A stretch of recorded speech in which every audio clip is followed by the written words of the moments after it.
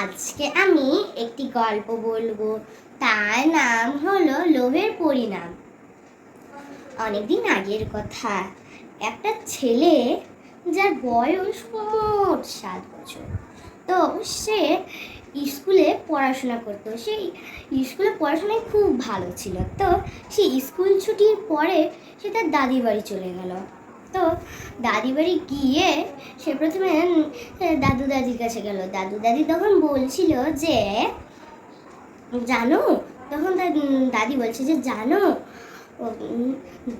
জানো আমাদের এই গ্রামটা আছে না, তার পাশে একটা নদী আছে। ওই নদীটা পার হলেই একটা সুন্দর একটা কুঠি আছে। ওই কুঠিটা নাকি কোনো সোনার। তো সবাই বলে ওই কুঠিটা নাকি কোনো কিছু শোনা থাকে না, ওটা নাকি ভূত। প্রতিদিনই একটা দুটা করে মানুষ ওখানে যায়। একবার কেউ দেখতে পায়, কেউ দেখতে পারে না ওই কুঠিটা। এই কথাটা শুনতেই তখন ওই ছেলেটার নাম ছিল রাজেশ। রাজেশ তখন তার দাদু দিদার কাছে গিয়ে বললো যে এই কুঠিটার কাছে আমি একদিন যাব। তখন তার দাদু দিদা বললো যে তুমি কোনো দিন যেও না, ওখানে যেন ভূতেরা থাকে। এই বলে তাকে যেতে নিষেধ করে দেয়। তাও তার যাওয়ার একটা অনেক ইচ্ছা ছিল। তো এইভাবে তার স্কুল ছুটি শেষ হতেই সে বাড়ি পৌঁছে গেল। বাড়ি পৌঁছার 2 মাস পরেই একটা ভূমিকম্প হলো, বড় সড়ো ভূমিকম্প হলো। তো ভূমিকম্পে অনেক মানুষ মারা গেল। তার আগে রাজেশ তার ওই বাড়িটাতে অনেক লোক ছিল। ওটা কিন্তু হোটেল ছিল, হ্যাঁ। তো হোটেল অনেক বড় ছিল। তো তারা নিচের ফ্ল্যাটে, সব শেষের ফ্ল্যাটটাতে ছিল। তো তখন রাজেশ তার মাথায় একটা বেঞ্চ নিল আর নিচে ছুটে এলো। আর জামা কাপড় নিয়েও ছিল, আর খেলনাপাতিও।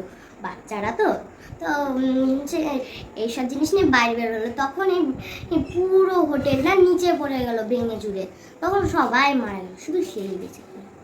তো তখন সে কি করবে ভেবে তার দাদু দিদা এই কথা শুনে ফেলে। আর সঙ্গে সঙ্গে তাকে নিতে চলে যায়। আর সে তারা নিয়ে তাদের বাড়িতে নিয়ে যায়। এইভাবে তারা খুব গরিব ছিল, তার দাদু দিদারা রাজেশের।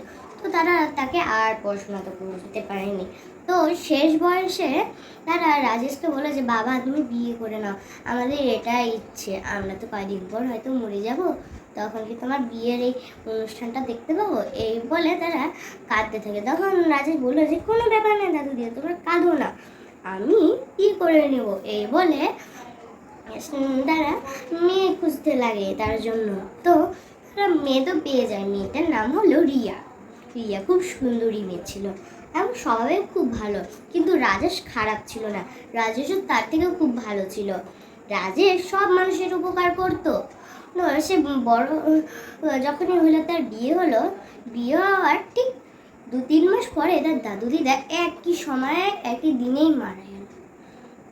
তখন তারা আর কি করবে ভাবলো। তখন রাজেশের কাছে একটু টাকা পয়সা ছিল। ওই টাকা পয়সা দিয়ে এসে একটা নৌকা কিনলো। ওই নৌকাটা দিয়ে যাত্রী, ওই তাদের গ্রাম ছিল, তো তাদের গ্রামের নাম ছিল সোনাপুর।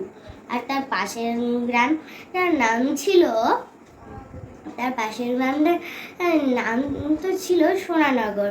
তো ওই দিক থেকে এদিকে যাত্রীদের নিয়ে যেত। আবার সোনানগর থেকে সুন্দরনগর থেকে সোনা গ্রামে নিয়ে যেত মানুষকে। তখন সে একদিন যেতে যেতে সে দেখলো যে একটা সোনার একটা বাড়ি আছে। তখন সে বুঝতে পারলো যে এটা কুঠি, আর কিছু নেই। এটাই সে ছোটবেলা থেকে শুনে এসেছে, কিন্তু এটা সত্যি। কারণ সে ঢুকতেই একটা চকচকে আলো দেখতে পেলো। ওই চকচকে আলোটা বললো যে শোনো, আমি তোমাকে অনেকদিন পর দেখা দিয়েছি, কারণ আমি যারা উপকার করার ভালো মানুষ আর সৎ মানুষ তাদেরকেই আমি দেখা দিই। এর বাইরে যদি কোনো খারাপ লোক থাকে আমি তাকে কোনোদিনও দেখা দিই না।